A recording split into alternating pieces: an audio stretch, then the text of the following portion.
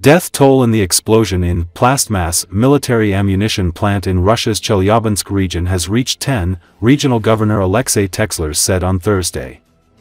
18 others were injured after a series of explosions ripped through the plant in Chelyabinsk's Kopeysk city yesterday. The Plastmass plant, part of the Technodinamika enterprise under the Rostec State Corporation, manufactures artillery and tank shells and is also involved in the disposal of defective munitions. The fire in the facility has been extinguished, and recovery teams from the Ural Rescue Center are working to clear the site, Teksler said. The governor declared a municipal state of emergency, and also denied earlier reports that the explosion might have been caused by a drone attack. "I want to stress again, this was not a drone attack," Teksler said. According to the Moscow Times, the initial explosion occurred shortly after midnight, followed soon after by a secondary blast triggered by the ensuing fire.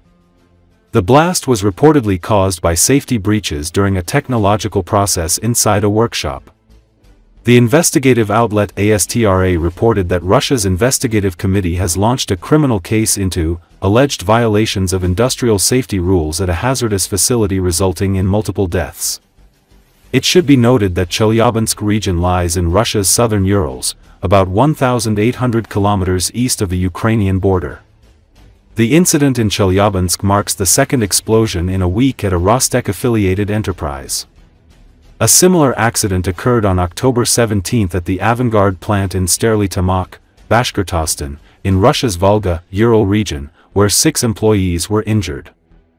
The plant's general director, Dmitry Logинov, described that incident as an accident in the nitro unit. In April, a series of explosions also struck one of Russia's largest military ammunition depots in Barsovo, Kiev district of Vladimir region, located about 70 kilometers northeast of Moscow.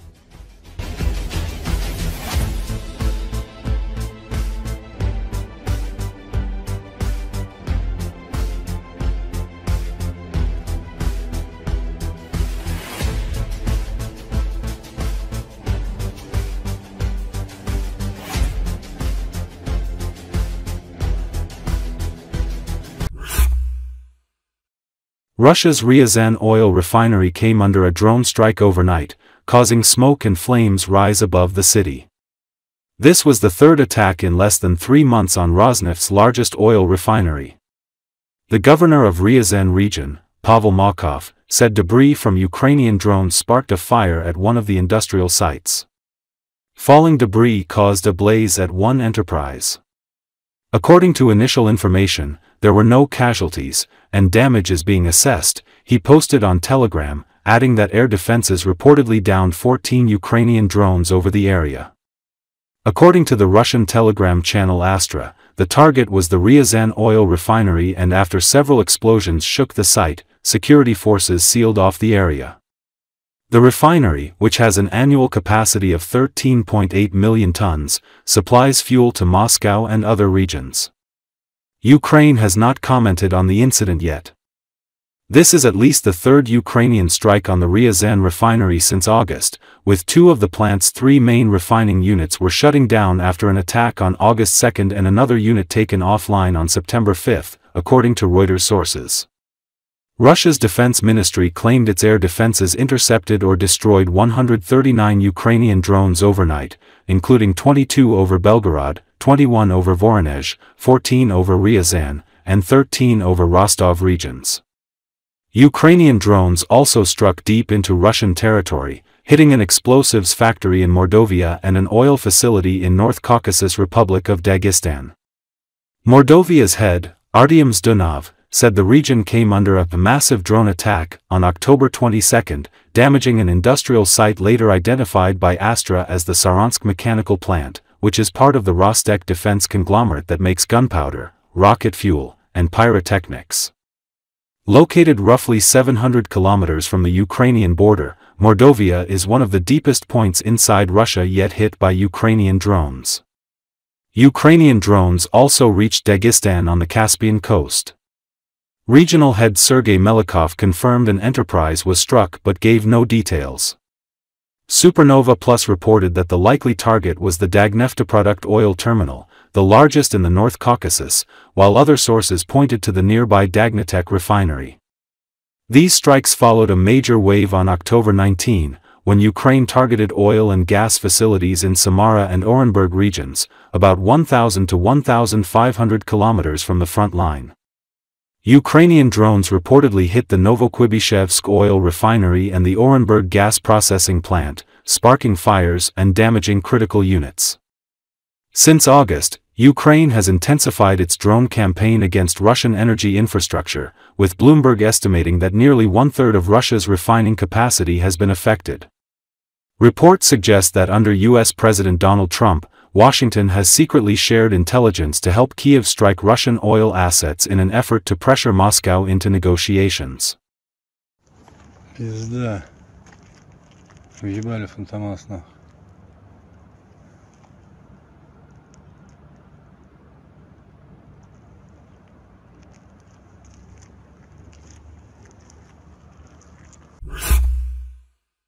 Russian Z channels are reporting that Putin's army wants to occupy Kondratovka and that the Russian armed forces are preparing to cross water obstacles under fire from the Ukrainian armed forces for this purpose. But in Sumy, the Russians faced fierce resistance from the Ukrainian army and continued to suffer heavy losses.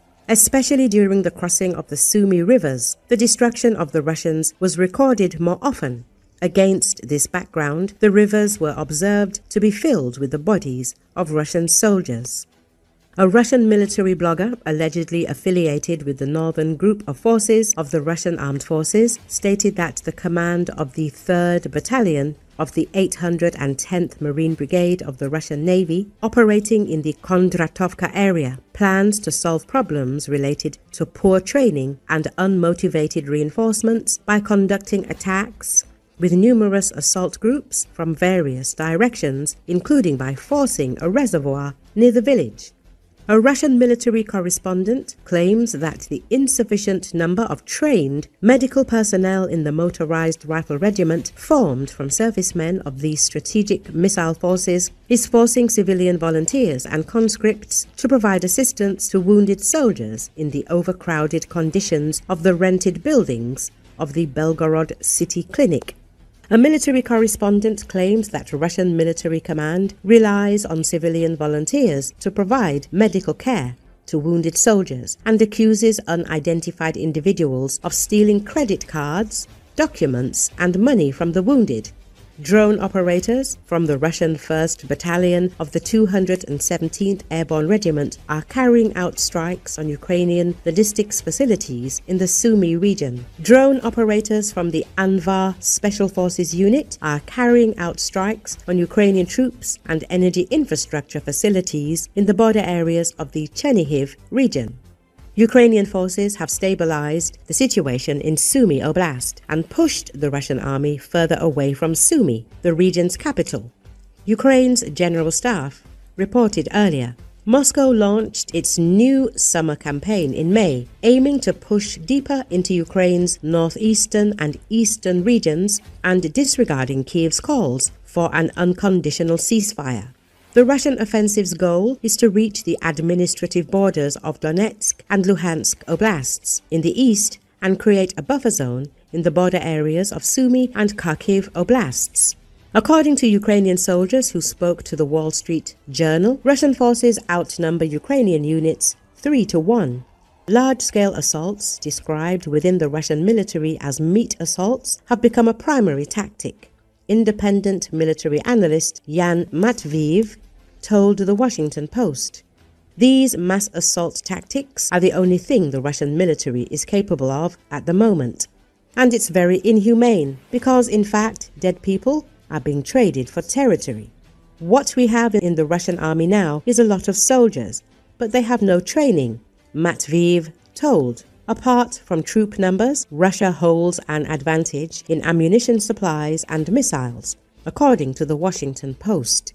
However, according to Matviev, Russian forces still struggle to conduct complex operations in Ukraine due to shortcomings in intelligence, insufficient weapons and equipment, corruption, logistical disruptions, and inadequate training.